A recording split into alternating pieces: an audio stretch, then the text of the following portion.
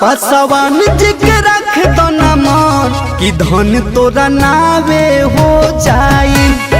अच्छा पसवान जी के रख दो न मन कि धन तोरा नावे हो जाई। बुझले? अरे जा जा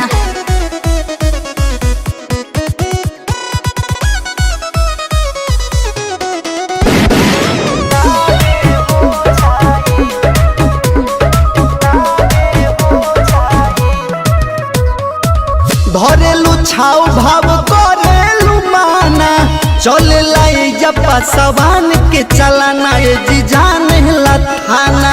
आयो दादा हटबा कि ना तोहरा से सुन कबो होई नाही यारी आइल बनी नचे जनी कर बरियारी रंगदारी ना देखाव हंगामा हो जाई।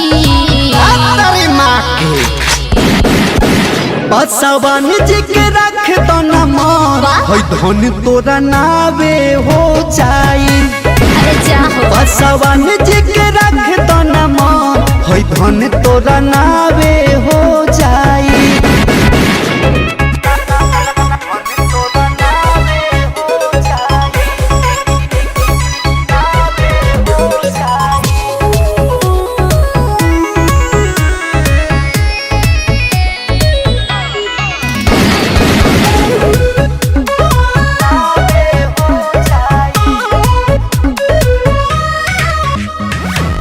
लेवे दो मजाया जा कोरा में जान के चिकन सामान के या न वही जवान के। अरे आओ तनी सटा हो ई नहीं के हो सकत काहे? रहम से समिया कोरोना रंगदारी निहिते सुपेंदर के अब की बाबारी। अच्छा ढील गौतम वाला गलो कर काम हो जाई।